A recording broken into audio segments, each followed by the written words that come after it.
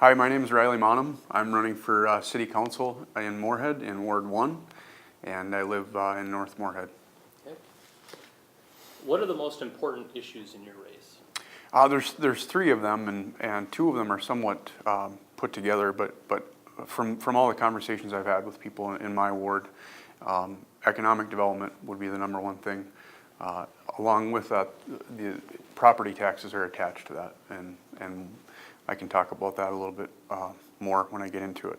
The second thing would be the 11th Street Underpass. It's got broad support from everybody that I've talked to, and there's a lot of reasons that we need that as a community.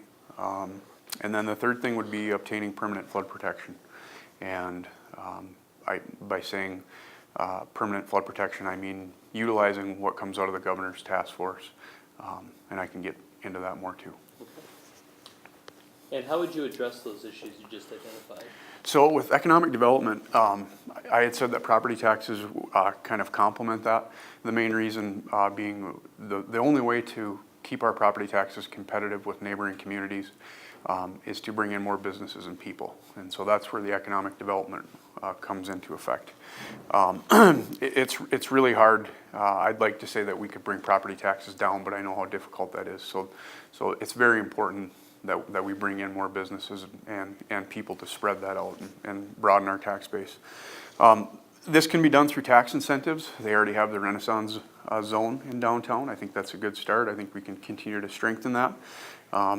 So we need to find incentives that draw people to invest in our downtown area. But with that being said, it's also very important that we get those back on the tax roll so that the citizens of Moorhead feel that, the benefit of that.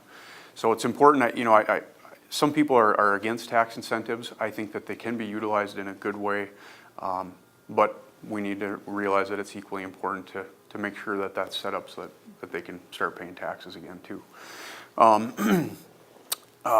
I would also like to work with the Downtown Moorhead Inc., Economic Development Authority, and the Moorhead Business Association. I think that there's some good things going there, but I think we would continue to work with them, and hopefully they can provide the leadership to kind of give our downtown area, I think people perceive it in a certain way. I think we need to change that.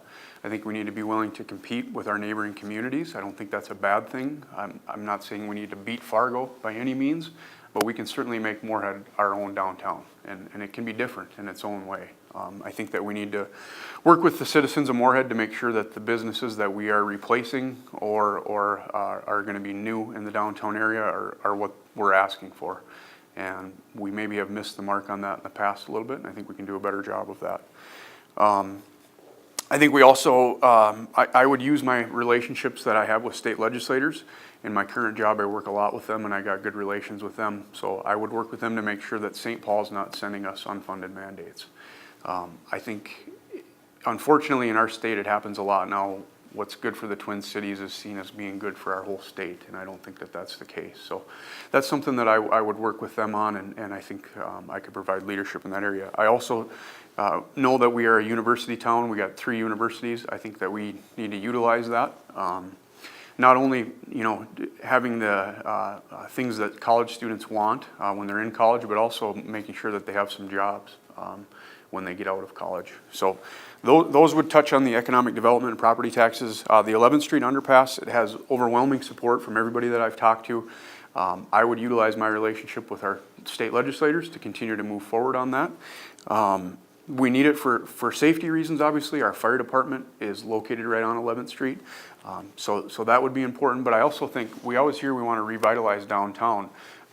The people that say that apparently haven't ran into our train tracks and been stopped by a train before, because I do think that that's hindering our ability for our downtown to grow. So it's important, and I would like to provide leadership on that. It's in my ward, and it's something that we need to move forward.